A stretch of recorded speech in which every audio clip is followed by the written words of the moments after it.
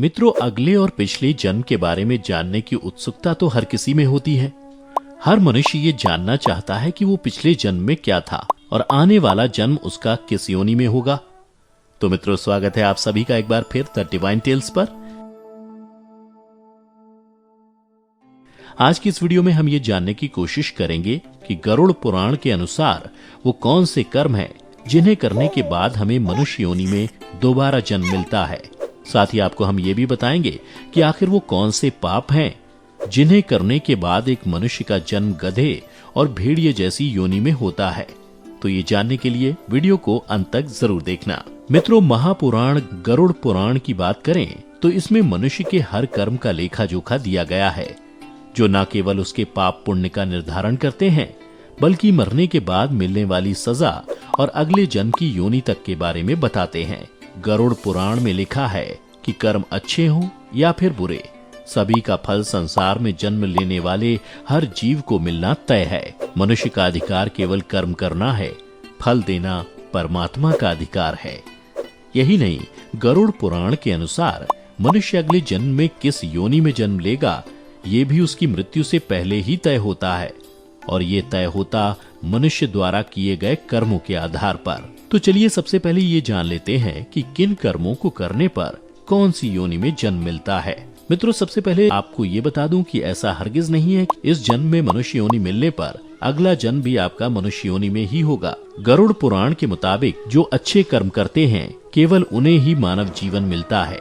यही नहीं, कुछ ऐसे जीव भी होते हैं जो अपने कर्मों के कारण 84 लाख योनियों में भटकते रहते हैं और फिर अंत में उनका जन्म मानव शरीर के साथ होता है। गरुड़ पुराण में लिखी एक कथा के अनुसार एक बार महर्षि वेद व्यास से ऋषियों ने पूछा कि किस कर्म से कौन सी योनि में जन्म मिलता है। तब उन्होंने ऋषियों को इसकी विस्तार पूर्वक जानकारी दी। वेद व्यास जी ने बताया कि जो भी व्यक्ति पराई स्त्री के साथ संबंध बनाता है और हमेशा स्त्री का अपमान करता है उसे भयानक नरक भोगना पड़ता है।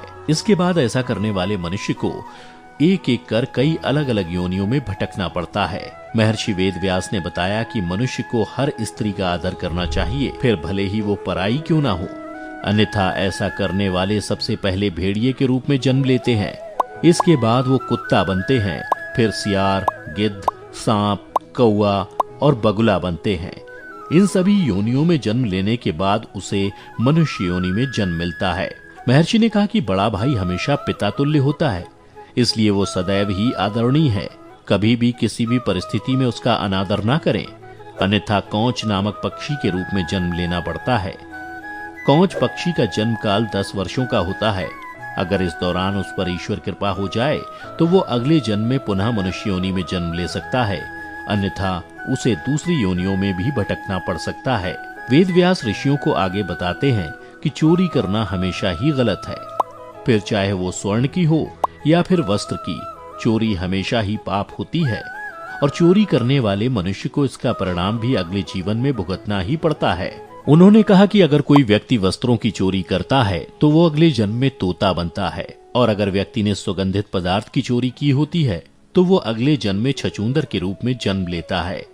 इसलिए मित्रों, कैसी भी परिस्थिति में की गई चोरी को सही नहीं ठहराया जा सकता और ऐसा करने वाले को इसके गंभीर परिणाम भुगतने पड़ सकते हैं। महर्षि आगे बताते हैं कि अगर कोई व्यक्ति किसी की हत्या कर देता है या फिर कोई दूसरा जघन्य अपराध करता है तो ऐसा करने पर उसका अगला जन्म गधे की योनि में होता है। इस बीच एक ऋषि महर्षि से सवाल करता है कि मनुष्य योनि में जन्म लेने के लिए कौन से कर्म करने पड़ते हैं।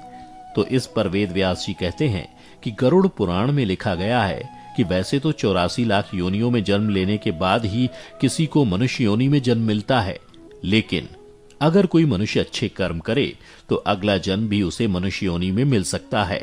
जो व्यक्ति सदैव दूसरों की मदद करता है, पशु पक्षी और अन्य जीवों पर दया करता है, जरूरतमंदों की मदद करता है और बिना किसी स्वार्थ के संचित धन का उपयोग धार्मिक कार्यों के लिए करता है, तो ऐसे व्यक्ति का अगला जन्म भी मनुष्य योनि में होना तय है।